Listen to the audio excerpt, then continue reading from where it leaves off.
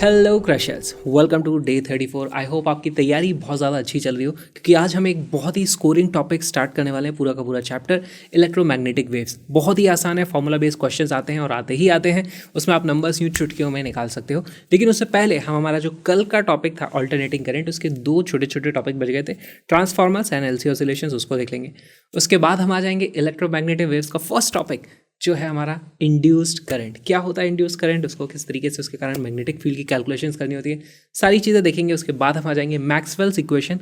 कुछ खास वहाँ पे करने को है नहीं, वहाँ से हमें बस ये देखना होता है जनरल इक्वेशन क्या होती है। और उसके बाद हम आ जाएंगे स्पीड ऑफ लाइट पे। साथ में हम देख लेंगे कि हमारी इलेक्ट्रोमैग्नेटिक वेव्स, ईएम वेव्स, किस तरीके से प्रोपोगेट करती हैं। वो जो डायरेक्शन है, इधर ई है, इधर बी है, किधर वेव जा रही है, सारी चीज़ें देख लेंगे। फिर हम देखते हैं कि एनर्जी डेंसिटी वेव्स में किस तरीके से होगी। एनर्जी डेंसिटी के बाद उससे रिलेटेड टॉपिक है हमारा इंटेंसिटी एंड हमारा रेडिएशन प्रेशर। हमारे पास लाइट पड़ती है तो कुछ फोर्स इस तरीके से लगता है इस लाइट के मोमेंटम के कारण, सारी की सारी कैलकुलेशन कर लेंगे।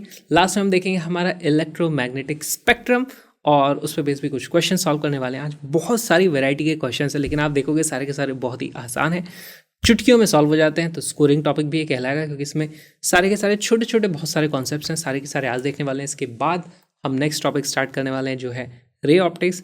तो इलेक्ट्रोमैग्नेटिक वेव्स के लिए आपको इस वीडियो के अलावा कोई और वीडियो को देखने की ज़रूरत नहीं है। मेरा नाम विक्रांत किरार है, और अब इस वीडियो को स्टार्ट करते हैं।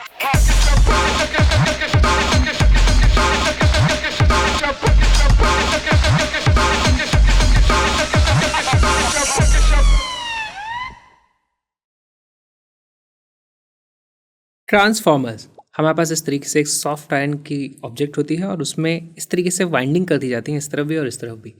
अब देखो यहाँ पर दो सर्किट कहलाएंगे। जो हमारा इस तरफ से इनपुट आता है और इस तरफ से आउटपुट आता है, जो इनपुट वाला होता है उसको हम बोलते हैं ये हमारा प्राइमरी सर्किट है इधर, और यहाँ पे हो जाता है हमारा सेकेंडरी सर्किट, है ना। तो this is primary circuit, primary circuit,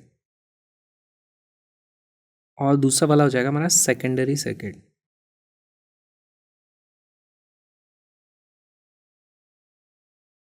primary circuit में हमारे पास यहाँ पर देखो, एक ट्रांसफार्मर में एक ही चीज़ काम की हमें देखनी होती है। यहाँ पर नंबर ऑफ कॉइल्स हैं N1, इस तरफ हमारे पास number of coils N2। Number of coil मतलब यहाँ पे जो नंबर ऑफ टर्न्स हैं, इस तरीके से उनकी हम बात कर रहे हैं।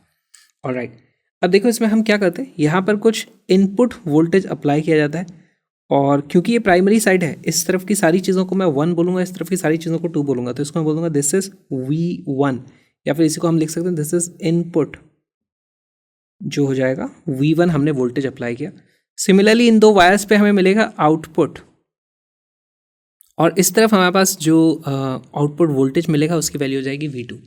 अब ये किस तरीके से काम करता है, यहाँ पे देखो फ्लक्स लिंकेज होता है। इसका मतलब समझो, यहाँ से जितनी भी मैग्नेटिक फील्ड लाइंस है वो सब इस सॉफ्ट आयरन कोर के अंदर रहना चाहती हैं। तो इस तरीके से मैग्नेटिक लाइंस हम बना सकते हैं। यहाँ पर से इस तरीके से मैग्नेटिक लाइंस पूरी पूरी इस तरीके से क्लोज लूप अपना बना लेती हैं, है ना। ये एक लाइन हो गई, दूसरी और लाइन यहाँ से इस तरीके से जाएगी। तो ये हमारे पास मैग्नेटिक फील्ड लाइंस हो गई। फ्लक्स लिंक होता है इसमें, फ्लक्स लिंक होता है मतलब, अच्छा एक बात बताओ, यहाँ पर इस तरफ हमारे पास टोटल फ्लक्स कितना हो जाएगा। तो हम लिख देते हैं यहाँ पे, एक साइड है हमारी प्राइमरी, दूसरी हमारे पास सेकेंडरी। प्राइमरी में हमारे पास टोटल फ्लक्स की वैल्यू कितनी हो जाएगी, एक कॉइल में। अब सारी की सारी जो इस तरीके से एक लूप है, वो सारे के सारे आइडेंटिकल है। तो एक लूप में फ्लक्स होता है फाई, यहाँ पर टोटल हमारे पास नंबर ऑफ टर्न्स है N1, तो यहाँ पर टोटल फ्लक्स की वैल्यू हो जाएगी, फाई1 को मैं लिख सकता हूँ N1 times phi, N1 times phi. यहाँ पे फाई एक कॉइल का हमारे पास फ्लक्स हो गया। सिमिलरली दूसरी तरफ का मैं लिख सकता हूँ phi two is equal to N2 times phi. अच्छा, हमारे पास जो पोटेंशियल डिफरेंस होता है वो क्या होता है, वो होता है d phi upon D t. तो यहाँ पे टोटल फ्लक्स ये है, इसको आप डिफ्रेंशिएट कर दोगे तो हमारे पास जो V1 की वैल्यू आ जाएगी वो आ जाएगी D of phi one upon D T. उसको आप लिख सकते हो N1 times D phi upon D T. Similarly इस सर्किट के लिए, अगर सेकेंडरी सर्किट के लिए V2 लिखना है तो उसको मैं लिख दूंगा V2 is equal to, similarly यहाँ पे आ जाएगा हमारे पास N2 into d phi upon D t.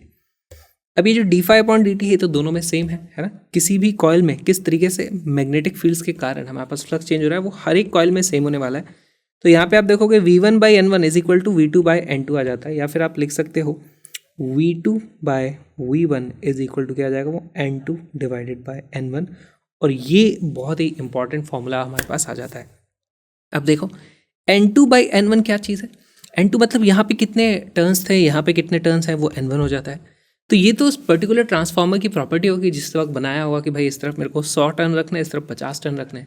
तो वो रेशियो किसी भी ट्रांसफार्मर के लिए फिक्स होता है और उसी को हम बोल देते हैं दिस इज लेट्स से इसको बोलते हैं के, और ये बोलाता है हमारा ट्रांसफार्मर रेशियो या फिर टर्न रेशियो आप इसको बोल सकते हैं ना, के this is equal to turn ratio. और अगर हमारे पास देखो N2 की वैल्यू ज़्यादा है N1 से तो हमारा K 1 से बड़ा हो जाएगा। N2 की वैल्यू ज़्यादा है मतलब इस तरफ ज़्यादा आप इस तरीके से कॉइल घुमा रखे, यहाँ पे कम रह गई थी, तो ऐसे केस में V2 की वैल्यू V1 से ज़्यादा आ जाएगी, है ना। तो इसीलिए हमारे पास सिर्फ K मोर देन 1 होता है तो हम बोलते हैं it's a step up transformer. वो ट्रांसफॉर्मर क्या करेगा, लो वोल्टेज को इनपुट लेगा, हायर वोल्टेज आउटपुट में मिलेगा, है ना, क्योंकि यहाँ पर टर्न ज़्यादा हो जाएंगी तो हमारे पास यहाँ पे ज़्यादा वोल्टेज हमें देखने को मिलेगा। करंट पे बाद में आते हैं। अगर K की वैल्यू 1 से छोटी है, जैसे मैं यहाँ पे देख पा रहा हूँ, यहाँ नंबर ऑफ टर्न्स यहाँ पे 3 ही थी, यहाँ पे नंबर ऑफ टर्न्स बहुत ज़्यादा है, ऐसे में हम बोलते हैं कि हमारे पास K की वैल्यू अगर 1 से छोटी हो गई तो वो स्टेप डाउन ट्रांसफॉर्मर हो जाएगा, है ना। तो अगर N2 की वैल्यू छोटी रह गई तो पूरा का पूरा फैक्टर लेट से इसकी वैल्यू हाफ आ जाती है, तो हम लिख सकते हैं V2 is equal to half times V1। तो आउटपुट में वोल्टेज हमें ओरिजिनल जो इनपुट वोल्टेज था उससे कम मिल रहा है, इसलिए उसको स्टेप डाउन हम यहाँ पर बोलेंगे। ठीक, अब बात कर लेते हैं पावर की। पावर इन कितनी हो जाएगी, पावर इन जो हमने दिया है, देखो यहाँ पर प्राइमरी में हमारे पास कुछ करंट होगा, लेट्स उसको हम बोल देते हैं I1। तो पावर इन की वैल्यू होगी V1 इंटू I1। सिमिलरली मैं पावर आउट को भी लिख सकता हूँ। पावर आउट कितना हो जाएगा, जो सेकेंडरी कॉइल में हमारे पास करंट है मल्टीप्लाइड बाय इसका पोटेंशियल, तो उसकी वैल्यू हो जाएगी V2 I2। और यहाँ से हम एफिशिएंसी की भी बात कर सकते हैं। देखो एफिशिएंसी क्या होती है, एफिशिएंसी होता है हमारे पास power out upon power in. Ideal case में ये वाली वैल्यू 1 होनी चाहिए क्योंकि ट्रांसफार्मर में कोई एनर्जी का लॉस नहीं होना चाहिए, लेकिन रियलिटी में हम देखते हैं यहाँ पे थोड़े थोड़े लॉसेस हो जाते हैं। ट्रांसफार्मर की एफिशिएंसी आ जाती है 97%, 98%, इस तरह की वैल्यूज हमें देखने को मिलती हैं। ट्रांसफार्मर एक्चुअली सबसे ज़्यादा एफिशिएंट इलेक्ट्रिकल डिवाइस है। खैर कोई बात नहीं, हम देखते हैं आइडियल केस में अगर एन की वैल्यू 1 हो जाए, है ना, तो if eta is equal to 1, 100% efficiency आ गई हमारे पास। उस केस में हमें क्या देखने को मिलता है, power out is equal to power in हो जाएगा। उस केस में मैं क्या बोल सकता हूँ, पावर इन कितनी वैल्यू हो जाती है हमारी, वो जाती है V1 I1, ये हो जाता है V2 I2। दोनों अगर इक्वल हो गए तो अब देखो यहाँ पर मेरे पास V2 बाई V1 का कुछ रेशियो है, N2 बाई N1 का कुछ रेशियो, I1 बाई I2 का भी मैं कुछ रेशियो निकाल सकता हूँ। यहाँ से मुझे मिल जाएगा, हमारे पास फॉर्मूला आ जाता है V2 by V1 is equal to, value इसकी आ रही है यहाँ से I1 अपॉन I2, और V2 बाई V1 को ही यहाँ से मैं लिख दूंगा N2 बाई N1, तो ये हो जाएगा N2 बाई N1। और ये ट्रांसफार्मर का यही एक फॉर्मूला है जो हमें सबसे ज़्यादा यूज़ करना पड़ेगा। तो यही होता है हमारे पास ट्रांसफार्मर। इस पर कुछ क्वेश्चन सॉल्व करते हैं। अच्छा एक चीज़ और, यहाँ पे जो भी वैल्यूज़ लिखी गई हैं, अगर ये V2 की वैल्यू लिखी है और V1 की वैल्यू लिखी है, इनको मैं कंपेयर कर रहा हूँ, या तो दोनों RMS में होंगी या दोनों पीक वैल्यू हो सकती है ना। ऐसा मत करना ये वाला आपने RMS में लिख दिया, ये वाला पीक में लिख दिया, या तो दोनों को RMS लिखना या पीक लिखना, ठीक है। और ये N2 और N1 ये तो फिक्स वैल्यू होती है, उनका RMS और पीक कुछ नहीं होता। तो नंबर ऑफ टर्न्स है कितनी है, इस फॉर्मूले पे बहुत सारे क्वेश्चंस पूछे जाते हैं।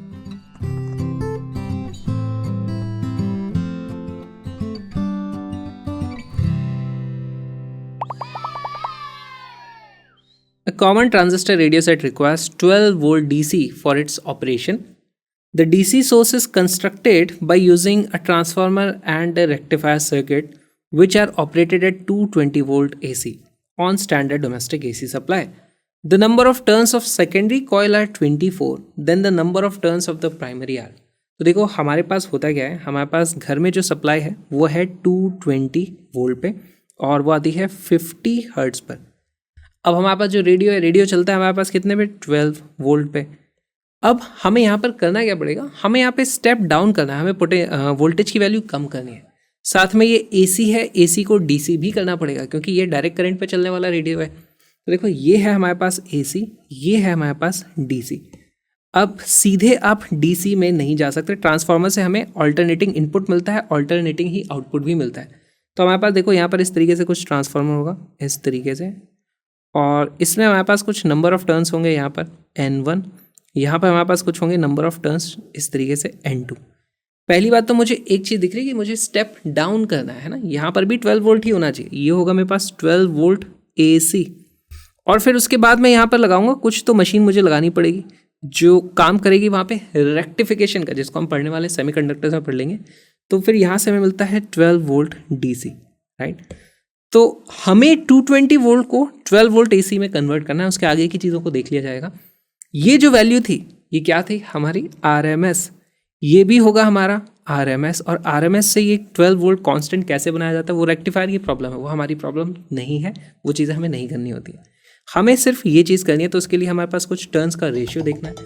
अब वीडियो को पॉज करो, क्वेश्चन को सॉल्व करो।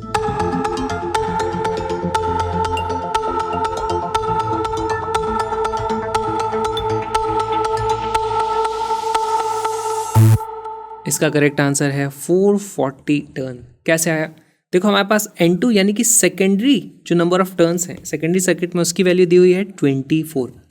अच्छा, इसकी वैल्यू मुझे पता करनी है। मुझे पता है V2/V1 की जो वैल्यू होती है वो होती है N2 डिवाइडेड बाय N1। यहाँ पर N1 मुझे पता करना है, तो मैं N1 की वैल्यू लिख दूंगा, N1 is equal to N2 multiplied by V1/V2। N2 की वैल्यू है 24 मल्टीप्लाइड बाय V1 कितना है हमारा 220 वोल्ट दिया जाता है, 220 वोल्ट डिवाइडेड बाय V2 की वैल्यू जो हमें चाहिए वो है 12।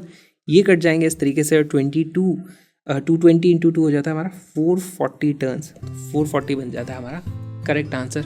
इसी तरीके के सवाल ट्रांसफार्मर में आते हैं।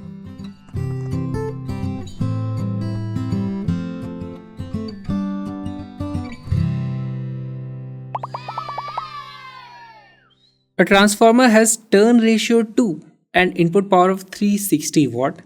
Load current is 20 ampere. Efficiency is 90%. The internal resistance is. तो इसको आप किस तरीके से समझोगे, देखो आपको ऐसे समझना है। हमारे पास सबसे पहले तो एक ट्रांसफार्मर बनाने की कोशिश करो, इस तरीके से ट्रांसफार्मर होगा और उसका कुछ इनपुट आता है यहाँ पर इस तरीके से हमारे पास, और यहाँ पर सेकेंडरी कॉइल भी है। अच्छा, यहाँ पे लिखा है टर्न रेशियो की वैल्यू 2 है, इसका मतलब सेकेंडरी कॉइल में दोगुनी हमारे पास नंबर ऑफ टर्न्स होंगी यहाँ पर इस तरीके से। ठीक, ये था हमारे पास N1, ये था हमारे पास N2, मुझे दिया हुआ है N2 डिवाइडेड बाय N1 की जो वैल्यू है दैट इज इक्वल टू 2। अच्छा, इनपुट पावर इज 3600 वॉट, तो यहाँ से 3600 वॉट हमने इस तरीके से दिया। इसकी एफिशिएंसी है 90%। इसका मतलब क्या हुआ, यहाँ से जो हमें आउटपुट मिलता है सिर्फ 90% बाहर हम यहाँ पर ले पाते हैं। इस तरीके से अगर मैं बात करूँ तो यहाँ पे मुझे आउटपुट जो देखने को मिलेगा वो मिलेगा 3600 मल्टीप्लाइड बाय 90%, तो उसको आप क्या लिख दोगे 90 डिवाइडेड बाय 100। इतने वॉट का मुझको आउटपुट मिलता है।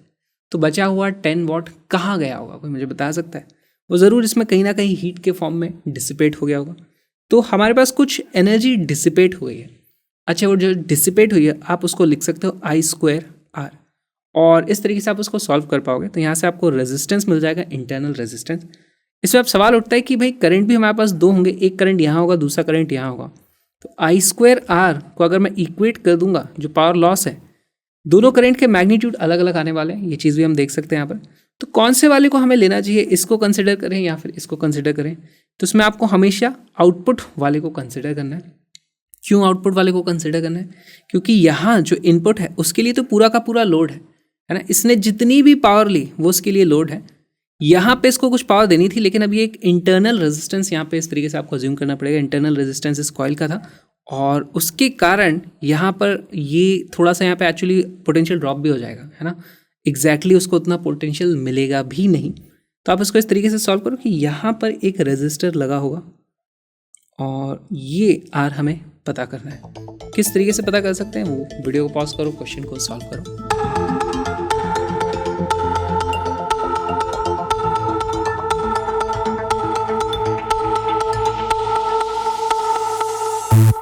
इसका करेक्ट आंसर है बी। हमें देखो यहाँ पर लोड में जो करंट है, लोड करंट की वैल्यू दी हुई है 20 एम्पियर।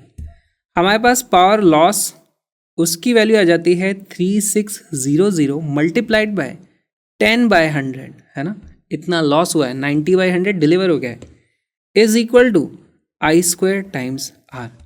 आई की वैल्यू कितनी है 20, तो इसको मैं लिख सकता हूँ 20 स्क्वायर। यहाँ से देखो पहले तो हमारे पास ये सारे के सारे इस तरीके से कट जाएंगे। आर की वैल्यू आ जाती है 360 डिवाइडेड बाई 20 का स्क्वायर यानी कि 400।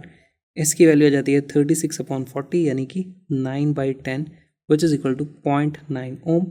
B becomes our correct answer. इस तरीके से आप इसको सॉल्व कर सकते हो। अब इसी सवाल को मॉडिफाई भी किया जा सकता है, आपसे पूछा जा सकता है भाई यहाँ पर बताओ लोड को कितना वोल्टेज मिल रहा है, तो इसको समझने की कोशिश करेंगे। पहली चीज़ तो हमें लोड को वोल्टेज कितना मिल रहा है, और दूसरी चीज़ यहाँ पे इनपुट पोटेंशियल कितना रहा होगा। अब ये सब चीज़ें किस तरीके से कैलकुलेट कर सकते हो, तो देखो यहाँ पर हमारे पास 20 एम्पियर का करंट है, तो यहाँ पर हमारे पास जो करंट होगा वो आ जाएगा उसका हाफ, है ना। मेरे पास I1 यहाँ पे एग्जाम्पल, ये आगे की कैलकुलेशन कर रहे हैं, I1 अपॉन I2 की जो वैल्यू होती है वो हो जाती है N2 अपॉन N1 के बराबर, जिसकी वैल्यू हमें दी हुई है 2। यहाँ से I1 की वैल्यू आ जाती है 2 टाइम्स I2, यानी कि वो वाली वैल्यू आ जाएगी हमारे पास 2 × 20 is equal to 40 ampere.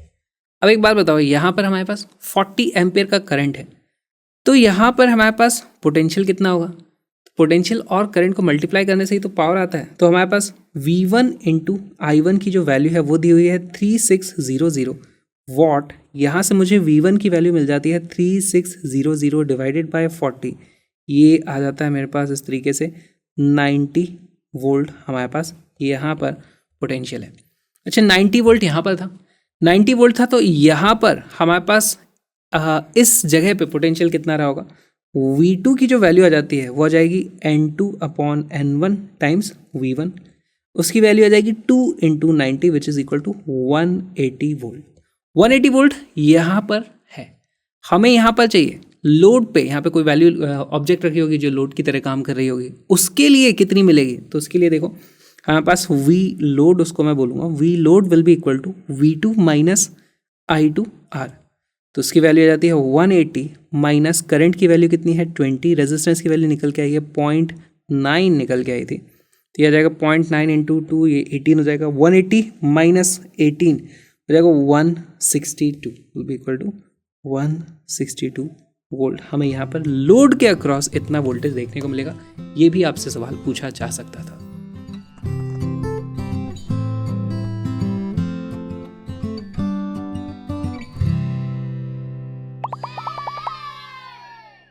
Energy losses in transformers, हमारे पास ट्रांसफॉर्मर में कुछ तो लॉस होते हैं, उस पर बेस क्वेश्चंस पूछे जाते हैं, तो देख लेते हैं। 4 तरीके के मेन लॉसेज हमें देखने को मिलेंगे। First is flux leakage. Flux leakage का मतलब क्या हो गया, देखो हमारे पास यहाँ पर मान लो ये प्राइमरी इस तरीके से कॉयल है, ये सेकेंडरी कॉयल है, और यहाँ से कुछ मैग्नेटिक फील्ड लाइन्स निकलती है। मैग्नेटिक फील्ड लाइन सॉलिनॉइड में तो इस तरीके से आती थी, लेकिन हम नहीं चाहते कि इधर कोई भी मैग्नेटिक फील्ड लाइन जाए, तो इसलिए हम यहाँ पे एक सॉफ्ट आयरन का इस तरीके से कोर लगा देते हैं, तो सारे का सारा magnetic field line soft iron में रहने की कोशिश करती है। इस तरीके से हमारे पास कंप्लीट लूप बन जाते हैं, और देखा जाए तो आइडियली जितनी फील्ड लाइन्स इसमें से निकली हैं सारी की सारी इसमें आनी चाहिए, लेकिन ऐसा होता नहीं है, एक आध फील्ड लाइन्स फिर भी बाहर से जाएगी और वो शायद इस कॉइल में से ना जाए, तो उसको बोला जाएगा फ्लक्स लीकेज। तो ये एक तरीका हो गया इसको करने का, इससे बचने के लिए ही इस सॉफ्ट आयरन के कोर को यूज़ किया जाता है। रेजिस्टेंस ऑफ द वाइंडिंग, अब इसमें रेजिस्टेंस है तो I2R के हिसाब से दोनों तरफ हमारे पास एनर्जी लॉस हो सकती है। एडी करंट, एडी करंट क्या होता है, देखो अगर हमारे पास यहाँ पर हमने कोर लगा दिया और यहाँ पर इस तरीके से करंट है, तो यहाँ पर हमारे पास फिर मैग्नेटिक फील्ड लाइन्स आ जाएंगी जो भी टाइम के साथ बदलेंगी, तो उसके कारण हमारे पास इंड्यूस्ड इलेक्ट्रिक फील्ड आ जाएंगे। अब देखो ये जो हमारा कोर है ना इस तरीके का, उसका अगर मैं क्रॉस सेक्शन लूँ, कोई भी क्रॉस सेक्शन ले लूँ, मान लो यहाँ पर ये क्रॉस सेक्शन है, उसके क्रॉस सेक्शन को देखोगे ये तो ये आ जाता है हमारे पास यहाँ पर इस तरीके से मैग्नेटिक फील्ड रहने वाला है ना, इस तरीके से ये हमारे पास लेट से इस तरीके से मैग्नेटिक फील्ड है जो कि समय के साथ बदलता है ना, B as a function of time T है। तो यहाँ पर हमारे पास इंड्यूस्ड इलेक्ट्रिक फील्ड आ जाएगा। इंड्यूस्ड इलेक्ट्रिक फील्ड यहाँ पर किसी भी तरीके से हो सकता है, इस तरीके से मान लो वो आता है, तो हमारे पास हम क्या देखते हैं यहाँ पर इंड्यूस्ड इलेक्ट्रिक फील्ड के कारण कुछ करंट, अब देखो ये है तो कंडक्टर ही, तो उसमें करंट फ्लो होने लगेगा। करंट फ्लो होने लगेगा तो यहाँ पर I2R के हिसाब से हमारे पास कुछ हीट जनरेट होने लगेगी, और वही हमारे एडी करंट्स कहलाते हैं। यहाँ पर इस तरीके से हमारे पास लूप बन जाएगा, ये है एडी करंट्स का लूप। इससे बचने के लिए क्या किया जाए, तो देखो हमें कोर का यूज़ तो करना पड़ेगा, कोर का यूज़ नहीं करेंगे तो फ्लक्स लीकेज बढ़ जाएगा। कोर को यूज़ करते हैं तो हमारे पास एडी करेंट्स बढ़ जाते हैं। तो इसका एक सिंपल सी ट्रिक निकाली गई कि भाई इस कोर को ऐसे बहुत सारे टुकड़ों में इस तरीके से तोड़ दो। इस तरीके से टुकड़ों में तोड़ दोगे तो मैग्नेटिक फील्ड का अभी भी वो वैसे ही जा रहा होगा, मैग्नेटिक फील्ड तो इस तरीके से जा रहा होगा, है ना, उसमें कोई प्रॉब्लम नहीं आई है। लेकिन हमने यहाँ पर अब इस तरीके से लूप बनने को रोक दिया है। लूप्स अभी भी बनेंगे। लूप्स अब किस तरीके से बनेंगे, यहाँ पर इस तरीके से लूप बनेगा, यहाँ पर इस तरीके से लूप बनेगा, यहाँ पर इस तरीके से लूप बनेगा। तो अब ये देखने में लग रहा है अच्छा ये तो और ज़्यादा लूप बन गए, लेकिन एक्चुअली ऐसा नहीं होता है। इनका सबका रेजिस्टेंस ही बढ़ जाता है और उनका ईएमएफ की वैल्यू कम होती है। तो हमारे पास ईएमएफ तो इस एरिया पे भी डिपेंड करता है ना। हमने एरिया को छोटे छोटे टुकड़ों में काट दिया है, तो इसलिए हमारे पास एडी करेंट्स अब लो हो जाते हैं और इसीलिए इस तरीके से हम बच जाते हैं। तो ये सवाल पूछा जा सकता है एडी करंट से किस तरीके से बचा जाए, तो भाई आप लैमिनेटेड कोर का यूज़ कर लो। हिस्टेरेसिस, हिस्टेरेसिस क्या होता है, हमारे पास कोई भी, हम हिस्टेरेसिस के बारे में पढ़ चुके हैं। वो हिस्टेरेसिस लूप का जो हमारे पास एरिया होता है, ये वाला जो एरिया होता है वही एनर्जी लॉस होता है। तो हिस्टेरेसिस से बचने के लिए आपको इस तरीके का मटेरियल यूज़ करना चाहिए जो सॉफ्ट आयरन टाइप की प्रॉपर्टी हो, जिसकी कोएसिविटी और रिटेंटिविटी कम होती है। तो इस तरीके की चीज़ें आपसे सवाल पूछे जा सकते हैं। मैच द कॉलम बना करके ये सवाल पूछा जा सकता है।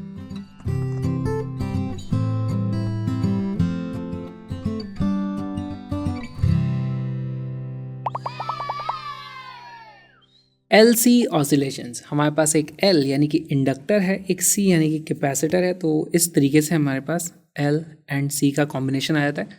अब इसको किस तरीके से स्टार्ट किया जाता है, इसमें ऑसिलेशंस होते हैं। बेसिकली यहाँ पर अगर मेरे पास कुछ चार्ज है तो उसके कारण यहाँ पे कुछ पोटेंशियल डिफरेंस होगा। पोटेंशियल डिफरेंस होगा तो यहाँ पर इस तरीके से फिर हमारे पास करंट फ्लो होगा। यहाँ पर इस तरीके से करंट फ्लो होगा तो फिर यहाँ से इवेंचुअली चार्ज खत्म हो जाएगा, अब इसमें करंट आ जाएगा। तो ऐसा होता है एक्चुअली, इंडक्टर पे अचानक से करंट चेंज नहीं हो सकता, इसमें अचानक से पोटेंशियल डिफरेंस नहीं चेंज हो सकता। तो वो दोनों आपस में ऑसिलेट करते रहते हैं, कभी एनर्जी इसमें स्टोर होती है, कभी इसमें स्टोर होती है। तो वो चीज़ें हमें देखनी होती है, उसकी कुछ फ्रीक्वेंसी होती है, वो एलसी ऑसिलेशन की फ्रीक्वेंसी आ जाती है। सारी की सारी चीज़ें चेक कर लेते हैं। तो इनिशियल कंडीशन हम मान के चलते हैं, लेट्स से यहाँ पर हमारे पास इसके ऊपर प्लस क्यू नॉट चार्ज, हमने कैपेसिटर को चार्ज कर रखा था और उसको फिर यहाँ पे कनेक्ट किया है। तो इसके ऊपर चार्ज है लेट्स से क्यू नॉट, यहाँ पे प्लस क्यू नॉट है, यहाँ पर माइनस क्यू नॉट है, इस तरीके से। ऑलराइट, तो अब एक बात बताओ, यहाँ पर मुझे पोटेंशियल डिफरेंस लिखना है। तो अच्छा, यहाँ पे नहीं लिखूंगा, किसी टाइम पे यहाँ पे सिर्फ क्यू चार्ज बचा है, यहाँ पे माइनस क्यू चार्ज इस तरीके से बचा है और यहाँ पर इस तरीके से करंट है आई। ऐसे क्यों लिखा, देखो यहाँ पे पॉजिटिव चार्ज था, वही इस तरीके से फ्लो हो रहा होगा, तो उसी को मैंने यहाँ पे लिख दिया है। अब मुझे पोटेंशियल लिखना है। लेट्स से मैं यहाँ से स्टार्ट करता हूँ, तो इस पॉइंट से स्टार्ट करता हूँ। देखो ये नेगेटिव पे है, ये पॉजिटिव चार्ज है, तो यहाँ पे ये वाला हमारा हायर पोटेंशियल पे होगा। तो इस तरफ जाएंगे तो हमारे पास पोटेंशियल बढ़ेगा, है ना। कितना होता है एक कैपेसिटर के अक्रॉस हमारा पोटेंशियल डिफरेंस, हमारे पास होता है value plus Q divided by C. ठीक, फिर यहाँ से मैं आया इस तरफ। अब यहाँ पर मैं करंट के डायरेक्शन में, देखो करंट का डायरेक्शन इस तरफ है, उस डायरेक्शन में अगर मैं इंडक्टर के क्रॉस जाता हूँ तो minus L d I by D T होता है ना, minus L d I upon D T. और इसकी वैल्यू कितनी होनी चाहिए, मैं वापस यहीं पहुँच गया, तो यहाँ तो सेम ही है। तो इस दोनों का कारण, इसके कारण कुछ गेन हुआ होगा, इसके कारण कुछ गेन हुआ होगा, दोनों मिलकर के जीरो होने चाहिए, तभी यहाँ पे हमें फिर से सेम पोटेंशियल देखने को मिलेगा। ऑलराइट, अच्छा और एक चीज़ देखो, हमारे पास एक इक्वेशन तो ये आ चुकी है, दिस इज इक्वेशन नंबर 1। एक और इक्वेशन मुझे देखने को मिलेगी, वो क्या है, देखो यहाँ पर ये जो चार्ज है ना, वो चार्ज कम होता जा रहा है। कम होता जा रहा है क्यों, क्योंकि यहाँ पर करंट है। करंट का मैग्नीट्यूड कितना होता है, जिस रेट से चार्ज फ्लो हो रहा है, जिस रेट से चार्ज फ्लो हो रहा है वो क्या है, इस चार्ज के चेंज होने की ही तो रेट होगी, कहीं यहीं से निकल के तो वो फ्लो हो रहा है, कहीं और से तो आ नहीं रहा है। क्या मैं लिख सकता हूँ I is equal to D Q upon D T. सोचने की कोशिश करो, ऐसा हम लिख सकते हैं, लेकिन यहाँ पे एक चीज़ का ध्यान रखना पड़ेगा। अगर करंट पॉजिटिव है इस दिशा में, है ना, इस दिशा में मान के चले हम, तो क्यू की वैल्यू तो कम हो रही है, उस वक्त आई की वैल्यू पॉजिटिव है ना। क्यू की वैल्यू कम हो रही है तो इसका मतलब D Q by D T negative है, तो ये पॉजिटिव किस तरीके से आ सकता है, नहीं आ सकता। इसलिए हम क्या करते हैं, यहाँ पर हमें एक माइनस इस तरीके से लगा देना पड़ेगा और ये बन जाती है हमारी सेकेंड इक्वेशन। हमारे पास आई इस तरीके से आ रहा था, अब इस आई को आप डिफ्रेंशिएट करो ज़रा, है ना। इस आई को डिफ्रेंशिएट करोगे तो क्या मिलता है मुझे, D I upon D T की जो वैल्यू आ जाएगी वो आ जाएगी minus d square q upon D T. और इस वैल्यू को मैं इस इक्वेशन में रख दूंगा तो मुझे यहाँ पर देखो फिर से इक्वेशन क्या मिल जाती है, plus Q divided by C minus L d I upon D T की वैल्यू कितनी आती है फिर से माइनस लगा हुआ है यहाँ पे, तो minus d square q upon D T square, sorry d T square हो जाएगा, तो ये हो जाएगा minus d square q upon D T square is equal to 0। और अब हम यहाँ पर इधर उधर करेंगे थोड़ा, तो इसको मैं लिख सकता हूँ, देखो d square q upon D T square is equal to minus 1 upon L C times q. अब मैं चाहता हूँ कि आप इसको कंपेयर करो हमारी एसएचएम वाली जो इक्वेशन थी। एसएचएम वाली इक्वेशन में क्या आता था हमारे पास, एसएचएम वाली इक्वेशन हमारे पास कुछ इस तरीके की होती थी, D square X upon D T square is equal to minus का omega square times X, correct. तो हमारे पास अगर मैं इसको और इसको कंपेयर करूँ, यहाँ पर एक्स में ऑसिलेशन होते थे हमारे पास, यहाँ पर हमारे पास चार्ज के कुछ ऑसिलेशन होंगे, और ये ओमेगा स्क्वायर बेसिकली यहाँ से हमें ओमेगा की वैल्यू भी मिल जाती है, यहाँ पर ओमेगा की वैल्यू आ जाती है, omega is equal to 1 upon under root of L C. और मेरे पास क्यू की जो इक्वेशन आ जाएगी, क्यू को मैं क्या लिख सकता हूँ, एसएचएम वाली इक्वेशन आ जानी है, साइनोसॉइडल फंक्शन आएगा, साथ में उसकी कुछ इनिशियल या फाइनल कंडीशन के हिसाब से, तो क्यू को मैं लिख दूंगा q is equal to q not sine of omega t plus phi. इस तरीके से मेरे पास अब एल सी ऑसिलेशन की इक्वेशन आ गई। पहली चीज़ ये देखो, फ्रीक्वेंसी याद है 1 upon under root of L C. ये फॉर्मूला कहीं देखा देखा लग रहा है, हमने एल सी आर सीरीज में रेजोनेंस के बारे में पढ़ा था, वहाँ रेजोनेंस की फ्रीक्वेंसी भी यही आती थी। तो क्या ये रेजोनेंस की फ्रीक्वेंसी है? एक्चुअली रेजोनेंस की फ्रीक्वेंसी नहीं है, ये एल सी ऑसिलेशन है। देखो रेजोनेंस कब होता है, इस चीज़ को समझने की कोशिश करो। मैं किसी फ्रीक्वेंसी से एनर्जी दे रहा हूँ, सामने वाले की अगर फ्रीक्वेंसी मैच हो जाती है कि उसकी नेचुरल फ्रीक्वेंसी वैसी है, तो वो बहुत ज़्यादा एनर्जी मैं उसको दे पाऊंगा, उसका एम्पलीट्यूड की वैल्यू बहुत मैक्सिमम होती है, उस इफेक्ट को बुलाता है रेजोनेंस। ये रेजोनेंस नहीं है यहाँ पे, तो इसकी नेचुरल फ्रीक्वेंसी आ रही है, ठीक। तो इसको रेजोनेंस फ्रीक्वेंसी से कंफ्यूज मत करना, फॉर्मूला वाइज सेम आ रहा है। आपसे ये सवाल शायद कोई पूछेगा भी नहीं कि इन दोनों के बीच में टेक्निकल डिफरेंस क्या है। ऑलराइट, ये सब हमें नहीं करना। अच्छा, चार्ज मेरे पास इस तरीके से आ गया। ऑलराइट, अब यहाँ पर देखो हमारे पास इनिशियल कंडीशन क्या थी। इनिशियल कंडीशन लेट्स से ये t इज इक्वल टू 0 पर हमारे पास यहाँ पे चार्ज क्यू नॉट था। तो अब मैं यहाँ पे इनिशियल कंडीशन रखूँगा। देखो आपको हमेशा इस तरीके के रिजल्ट देखने को मिलेंगे। चार्ज की value Q not sine omega T आ जाएगी, या तो फिर कॉस ओमेगा टी आएगी, डिपेंडिंग अपॉन इनिशियल कंडीशन क्या है। यहाँ पर इनिशियल कंडीशन ये है कि t इज इक्वल टू 0 पर मैंने यहाँ पे स्विच लगा होगा, तो उसको मैंने क्लोज किया होगा। तो t इज इक्वल टू 0 पर चार्ज की वैल्यू आनी चाहिए मेरे पास क्यू नॉट। यहाँ पे t की वैल्यू 0 रख दो आप, तो ये वाली 0 हो जाएगी। Sine of phi should be equal to 1, तो यहाँ से मुझे पता चलता है कि फाई की वैल्यू एक्चुअली 90 डिग्री होनी चाहिए, तभी साइन फाई की वैल्यू 1 हो जाएगी। तो इसका मतलब मैं इसको रिप्लेस भी कर सकता हूँ, इसको मैं कॉस भी लिख सकता था। तो in this particular case, in this case I can write q is equal to q naught cos omega t. ये चीज़ मैं यहाँ पर लिख सकता हूँ। चार्ज मेरे पास आ गया। हमेशा आप इनिशियल कंडीशन देख करके इस तरीके से चीज़ों को लिख पाओगे। अब बताओ क्या मैं करंट की वैल्यू बता सकता हूँ किसी भी टाइम टी पे करंट कैसा था। तो करंट के लिए मेरे पास देखो करंट की वैल्यू कितनी है, I is equal to minus D Q upon D T. इसको डिफ्रेंशिएट करोगे तो कॉस ओमेगा टी का डिफ्रेंशिएशन कितना होता है, minus sine omega T multiplied by omega. तो ओमेगा इंटू क्यू नॉट, चलो यार लिख ही देते हैं इस चीज़ को। हमारे पास minus D Q upon D T की जो वैल्यू आएगी वो एक्चुअली करंट के बराबर है, और यहाँ पर आप इसको डिफ्रेंशिएट करोगे तो ओमेगा बाहर आ जाएगा और माइनस भी होगा, क्योंकि कॉस का differentiation minus sine omega T होता है। लेकिन एक और माइनस लगा हुआ था हमारे पास, तो इस तरीके से वो फिर से प्लस हो जाएगा और हमारे पास इसकी वैल्यू आ जाती है Q not omega sine of omega T. Again यहाँ पर आप देख सकते हो टी की वैल्यू में अगर 0 रख दूँ तो मेरे पास साइन 0 की वैल्यू 0 हो जाती है, t is equal to 0, current की वैल्यू 0 आती है, और आनी भी चाहिए क्योंकि इनिशियली जब हमने इसको कनेक्ट किया था यहाँ पे कोई करंट नहीं था। तो इस तरीके से हमारे पास चीज़ आती है। यहाँ पे देखो आई को मैं फिर से लिख सकता हूँ, I is equal to I not sine of omega T. अच्छा, आई नॉट क्या हो जाएगा, आई नॉट की वैल्यू हो जाएगी q naught into omega. Omega की वैल्यू कितनी है, 1 अपॉन रूट एल सी, तो q naught divided by under root L C. इस तरीके से भी मैं आई नॉट की वैल्यू लिख सकता हूँ।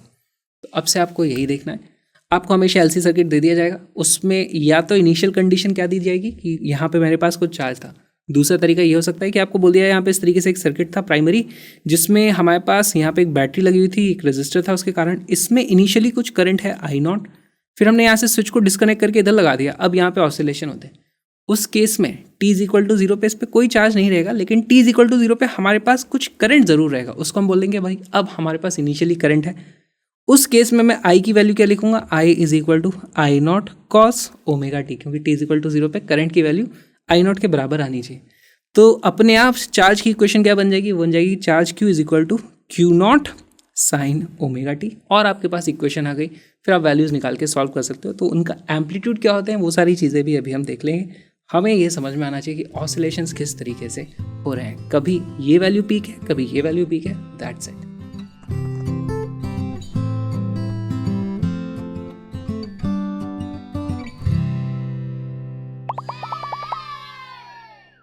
एलसी ऑसिलेशंस की एनर्जी देखते हैं। हमारे पास देखो किसी भी टाइम टी पे हमारे पास जो चार्ज की वैल्यू आई थी वो कितनी आई थी, Q is equal to q naught cos omega t, और सिमिलरली मेरे पास करंट की वैल्यू आई थी वो आई थी I not sine of omega T. अच्छा, किसी भी टाइम टी पर मेरे पास कैपेसिटर में जो एनर्जी स्टोर होती है वो कितनी होती है, यूसी अगर मैं उसको बोल दूँ तो उसकी वैल्यू होती है क्यू स्क्वायर अपॉन 2C, जो भी उस वक्त चार्ज रहा होगा। किसी भी टाइम टी पे चार्ज की अगर वैल्यू मेरे पास ये है तो यही मैं यहाँ पर रख दूंगा, और मेरे पास जो एनर्जी आ जाएगी यूसी की वैल्यू देखो क्या आ जाती हो जाती है, क्यू नॉट का square into cos square omega T divided by 2C। तो ये हमारे पास एक्चुअली एक फिक्स्ड कांस्टेंट आ जाता है, और यहाँ पर कॉस स्क्वायर ओमेगा टी है। ये हमें एसएचएम में भी हमने एनर्जी देखी थी, एनर्जी भी कुछ ऑसिलेट कर दी थी, यहाँ पर भी एनर्जी ऑसिलेट करने वाली है। सिमिलरली मैं लिख सकता हूँ एनर्जी इन इंडक्टर, उसकी वैल्यू कितनी होती है, वो होती है हाफ एल आई स्क्वायर। किसी भी समय पे मुझे करंट ये यहाँ पे दिया हुआ है, तो इसी वैल्यू को अगर मैं आई स्क्वायर में रख दूँ तो देखो ये वैल्यू कितनी बन जाती है, हाफ एल आई नॉट का square into sine square of omega T. Again depending upon कि हमारी इनिशियल कंडीशन क्या थी, ये कॉस की जगह साइन हो सकता है, ये साइन की जगह कॉस हो सकता है, अकॉर्डिंगली आप यहाँ पे चेंजेस कर लोगे, लेकिन इनका जो नेचर है वो देख करके हमें कुछ चीज़ें पता चल रही हैं। ऑलराइट, अब देखो हमने देखा था कि हमारे पास आई नॉट की जो वैल्यू आई थी वो कितनी आई थी, q naught upon under root of L C, है ना, क्यू नॉट ओमेगा आया था। तो यहाँ पर अगर मैं आई नॉट का स्क्वायर रख दूँ, आई नॉट का स्क्वायर हो जाता है क्यू नॉट का स्क्वायर डिवाइडेड बाय, यहाँ पे बचेगा सिर्फ एल सी, तो ये हो जाएगा क्यू नॉट का square divided by L C, L से एल कट जाएगा, और हमारे पास इसी की जो वैल्यू आ जाएगी वो आ जाएगी क्यू नॉट का square upon 2C into sine square omega T. यही जो एनर्जी है हमारे पास इस तरीके से आ गई। मैं इंटरेस्टेड हूँ टोटल एनर्जी में, यू टोटल, उसकी जो वैल्यू है वो होगी U C plus U L, है ना, और इन दोनों को अब आप ऐड कर दो, एक कॉस स्क्वायर है एक साइन स्क्वायर, तो दोनों को अगर आप ऐड कर दोगे तो इसकी वैल्यू आ जाती है हमारे पास Q not square upon 2C, और ये कांस्टेंट वैल्यू आ रही है, टाइम डिपेंडेंट नहीं है। साथ में बहुत इंपॉर्टेंट, ये कौन सी एनर्जी है, इनिशियली जो भी कैपेसिटर पे एनर्जी थी वही है ये ना, तो this is constant and this is also the initial energy. ठीक, इसको फील करने की कोशिश करो। हमारे पास कभी कैपेसिटर में एनर्जी होगी, वो फिर थोड़ी देर में इंडक्टर में आ जाएगी, फिर थोड़ी देर में वो फिर कैपेसिटर पे आ जाएगी, फिर इंडक्टर में आ जाएगी, ऑसिलेशन चलते रहते हैं। जैसे हमारे एसएचएम में होता था, काइनेटिक एनर्जी होती थी, वो पोटेंशियल में कन्वर्ट होती थी, फिर वो काइनेटिक में होती थी, फिर पोटेंशियल में होती थी, यही यहाँ पर भी चल रहा है। तो और एक चीज़ देखो, इनिशियली मेरे पास चार्ज दिया था, इसकी बजाय अगर मुझे इंडक्टर में किसी ने करंट डाल के दे दिया होता, वो वाला एग्जाम्पल भी अभी हम देख चुके हैं, तो दूसरे केस में हमारे पास क्या आता आंसर, यहाँ पर हमारे पास उसकी वैल्यू आ जाती है, देखो, या फिर यहीं पे आप क्यू नॉट की वैल्यू क्या रखते हो, Q not is equal to under root L C times I not आ जाएगा ना, तो यहाँ पर वैल्यू रख दोगे तो ये बन जाता है, यही बन जाता है, this is also equal to half L I naught का स्क्वायर। तो इनिशियल कंडीशन चाहे कैपेसिटर की तरफ से हो या इंडक्टर की तरफ से हो, दोनों की आप इस तरीके से एनर्जी जो लिखोगे वो एक्चुअली कांस्टेंट रहती है और इधर उधर आपस में डिस्ट्रीब्यूट होती रहती है। यही हमें देखना था, तो थोड़ा सा डिस्ट्रीब्यूशन भी देख लेते हैं, एनर्जी के ग्राफ्स भी बना लेते हैं।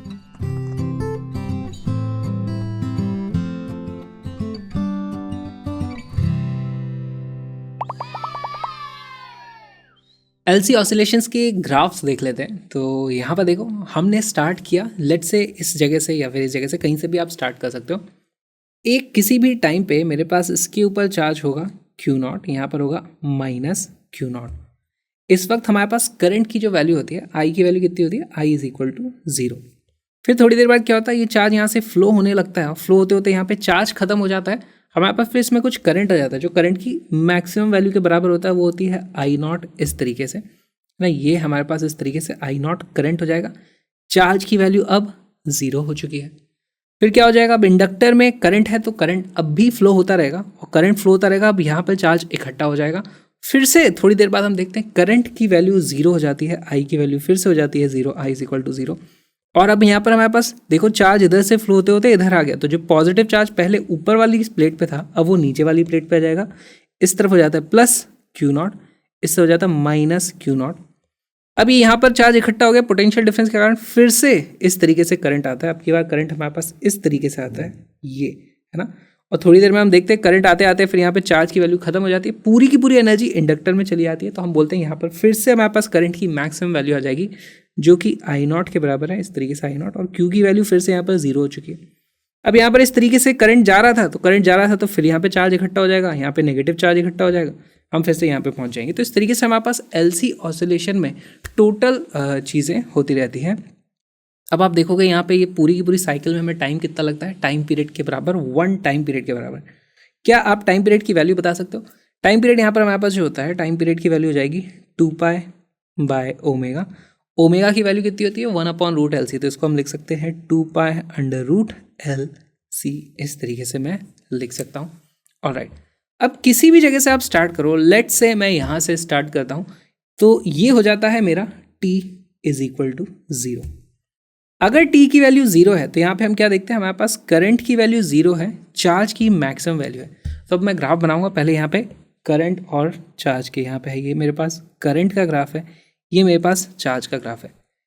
इस वक्त करंट की वैल्यू 0 है, तो करंट की वैल्यू 0 होगी, और चार्ज की मैक्सिमम वैल्यू है, तो चार्ज की मैक्सिमम वैल्यू पॉजिटिव साइड से हमारे पास स्टार्ट होगा ग्राफ, यहाँ से इस तरीके से।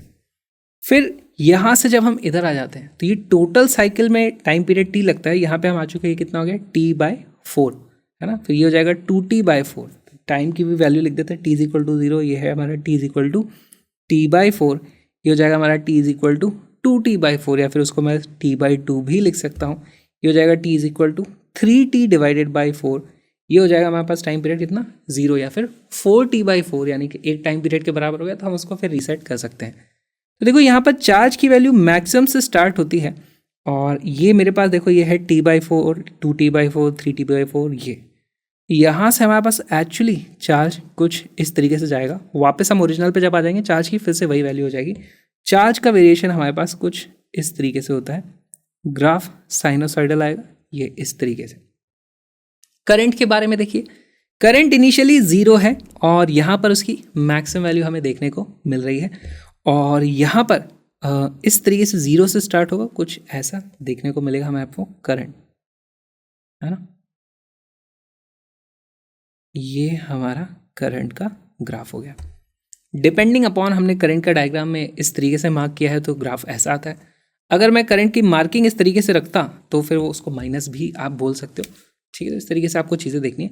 खास बात यह है कि जब चार्ज की मैक्सिमम वैल्यू है उसके t/4 टाइम बाद हमारे पास करंट मैक्सिमम वैल्यू पे है। जिस वक्त ये मैक्सिमम वैल्यू पे है चार्ज की वैल्यू 0 हो चुकी है, और उसके थोड़ी देर बाद फिर चार्ज नेगेटिव में मैक्सिमम हो जाता है, करंट की वैल्यू फिर से 0 हो जाती है। तो ये हमारे पास कुछ वेरिएशन देखने को मिलते हैं। एनर्जी की बात करते हैं। एनर्जी का एसएचएम में क्या होता था, हमारे पास जो पार्टिकल की फ्रीक्वेंसी होती थी उससे डबल फ्रीक्वेंसी होती थी हमारे पास एनर्जी की। सेम चीज़ यहाँ पर देखने को मिलेगी। देखो अभी पूरी की पूरी एनर्जी इस कैपेसिटर में स्टोर्ड है, फिर पूरी की पूरी इंडक्टर में चली गई, फिर से कैपेसिटर में आ गई, फिर इंडक्टर में चली गई। तो एक साइकिल में हमारे पास कैपेसिटर की एनर्जी 2 बार पीक पे आई है। सेम चीज़ आप देखोगे इंडक्टर की भी 2 बार पीक पे आई है। तो यहाँ पर भी हमारे पास एनर्जी की अगर हम बात करें तो ये देखो, इसको मैं रहता हूँ this is energy in inductor, इसको मैं बोल देता हूँ this is energy in capacitor. Energy in inductor उसकी वैल्यू क्या होती है, हाफ Li²। करंट की वैल्यू 0 है तो वो भी 0 रहेगा। जैसे ही वो वैल्यू मैक्सिमम होती है एनर्जी मैक्सिमम, फिर 0। अब करंट नेगेटिव में होगा तो भी एनर्जी तो मैक्सिमम हो जाएगी, है ना, हमारे पास इस तरीके से, क्योंकि I² आता है। यहाँ पर हम इसका ग्राफ बना सकते हैं। यूएल का जो ग्राफ होगा वो कुछ ये यहाँ से ऐसे स्टार्ट होता है, इस तरीके से। सिमिलरली कैपेसिटर की एनर्जी स्टार्टिंग में t=0 पर मैक्सिमम थी, वो 0 होती है, फिर मैक्स होती है, फिर 0 होती है, फिर मैक्स होती है। तो इसका एग्जैक्टली उल्टा ग्राफ हमारे पास इस तरीके से आ जाएगा, कैपेसिटर की एनर्जी का ग्राफ। तो अगर हमारे पास यहाँ पे ऑसिलेशन की फ्रीक्वेंसी f है, यहाँ पे ऑसिलेशन की फ्रीक्वेंसी f है चार्ज और करंट की, तो यहाँ पे हमारे पास फ्रीक्वेंसी 2f आ जाती है, यहाँ पे फ्रीक्वेंसी 2f आ जाती है। इस पर बेस भी डायरेक्टली आपसे सवाल पूछा जा सकता है, तो इस चीज़ को ध्यान रखना हमेशा। ये हमारे साइनोसॉइडल फंक्शंस है, ये साइन और कॉस के स्क्वायर वाले फंक्शन है, ये चीज़ें हम ऑलरेडी देख चुके हैं। यही होती है हमारी एनर्जी कंसिडरेशन। और एक चीज़ देखो, हमारे पास जो एनर्जी यहाँ पर अगर आप इन दोनों को ऐड कर दोगे, इन दोनों ग्राफ को एक ही साथ बनाते तो वो ग्राफ कुछ इस तरीके के आते हैं, और इन दोनों को ऐड करोगे तो एक स्ट्रेट लाइन इस तरीके से आ जाएगी। कभी वो एनर्जी इंडक्टर में स्टोर हो जाती है, कभी वो कैपेसिटर में स्टोर हो जाती है। तो देखो यहाँ पर जब कैपेसिटर में वो एनर्जी स्टोर है तो हमें यहाँ पर इलेक्ट्रिक फील्ड के फॉर्म में कैपेसिटर में इस तरीके से एनर्जी स्टोर रहती है ना। फिर उसके बाद वही एनर्जी स्टोर जाएगी इंडक्टर में। इंडक्टर में मैग्नेटिक फील्ड की फॉर्म में हमारे पास एनर्जी स्टोर होती है। यहाँ पर इस तरीके से मैग्नेटिक फील्ड लाइन्स हमको देखने को मिलेंगी जो इसमें से जाएंगी। फिर से वही एनर्जी स्टोर हो जाएगी हमारी वापस से कैपेसिटर में इलेक्ट्रिक फील्ड की फॉर्म में, लेकिन अब की बार इलेक्ट्रिक फील्ड का डायरेक्शन चेंज हो चुका है। सेम चीज़ हमारे पास फिर से मैग्नेटिक फील्ड के फॉर्म में यहाँ पर इंडक्टर में एनर्जी स्टोर हो जाएगी, उसमें भी डायरेक्शन बदल चुका होगा। तो एनर्जी कभी कैपेसिटर में है, कभी इंडक्टर में, कभी कैपेसिटर में, कभी इंडक्टर में, इस तरीके से वो लूप में चलती रहती है। वही हमारे LC ऑसिलेशंस होते हैं। इस बेस क्वेश्चन सॉल्व करेंगे तो आपको मज़ा आ जाएगा।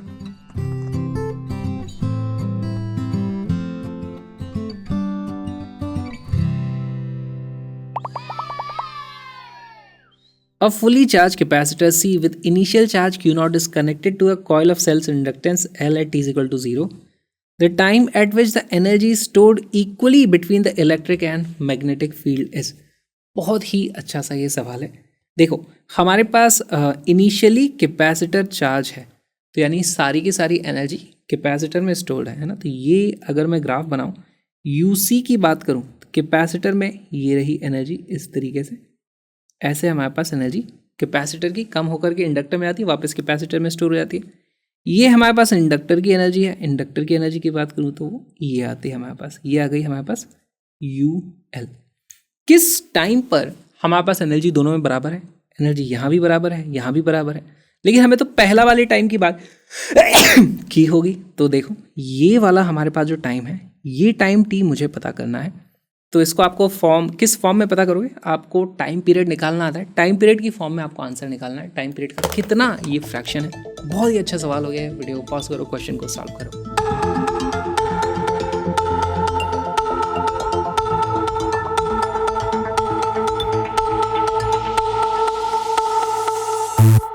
इसका करेक्ट आंसर है A। कैसे है देखो, अगर हमारे पास चार्ज की बात करूं तो चार्ज का ग्राफ किस तरीके से आ सकता है, स्टार्टिंग में कुछ था, फिर वो नेगेटिव में बढ़ेगा, फिर इस तरीके से आएगा। लेकिन अगर मैं एनर्जी की बात करूं तो एनर्जी तो हमारे पास इस तरीके से होती है, वो साइन का स्क्वायर ग्राफ होता है ना। तो हम जानते हैं कि इसकी जो भी फ्रीक्वेंसी होगी उससे डबल फ्रीक्वेंसी यहाँ पर होती है। तो अगर एक बार 0 से स्टार्ट होकर के फिर हम वापस पीक पे पहुँचे हैं तो यहाँ पे एक्चुअली हमारे पास जो टाइम हुआ होता है ये होता है T/2। तो उससे मुझे पता चलता है ये टाइम है मेरे पास कितना, T/2। अब ये T/2 है तो ये कितना हो जाएगा, ये वाली जो वैल्यू ये हो जाएगी हमारे पास, दिस विल बिकम हमारे पास T/4। तो ये जो हमें टाइम एक्चुअली पता करना है, ये जो टाइम हमें चाहिए एक्चुअली हो जाता है T/8। मेरे को टाइम की वैल्यू पता चल गई, वो होगी T/8 के बराबर। टाइम पीरियड क्या मुझे पता है, टाइम पीरियड देखो कितना होता है, वो होता है 2π/ओमेगा। ओमेगा की वैल्यू क्या होती है, 1/√LC। उसकी वैल्यू आ जाएगी 2π/LC। ये तो हमारे पास टाइम पीरियड है। टाइम पीरियड का 1/8 करना है, तो यहाँ से टाइम पीरियड का 1/8 करोगे तो आ जाएगा π/4√LC, और A बन जाता है हमारा करेक्ट आंसर। बहुत ही अच्छा सवाल था। इस वीडियो को पूरा देखने के लिए आ जाओ क्रैश अप लर्निंग ऐप पे, जहाँ पर सारे के सारे वीडियो स्ट्रक्चर तरीके से लाइन से लगे हुए हैं, साथ में एडिशनल एक्सरसाइजेस और इनकी PDF भी वहाँ पे आपको मिल जाएगी। PDF एक्चुअली फ्री है, तो आप अभी के अभी जाकर के डिस्क्रिप्शन में जो लिंक है सारे के सारे वीडियोज़ की PDF को डाउनलोड करके रख सकते हो। लास्ट मिनट रिविजन आपका बहुत अच्छा यहाँ से हो जाएगा। अगर आपको चाहिए और भी अच्छा रिविजन करना है तो आप actually hard copy of notes भी खरीद सकते हो या फिर प्रिंट करा सकते हो PDF को, आपकी मर्जी। साथ में मेरे व्लॉगिंग चैनल को भी सब्सक्राइब कर लेना, लेकिन उससे पहले पढ़ाई पे हम ध्यान लगाएंगे। तो link is in the description. पूरा का पूरा वीडियो कोर्स अभी आपका वेट कर रहा है, आ जाओ जल्दी से, साथ में पढ़ते हैं।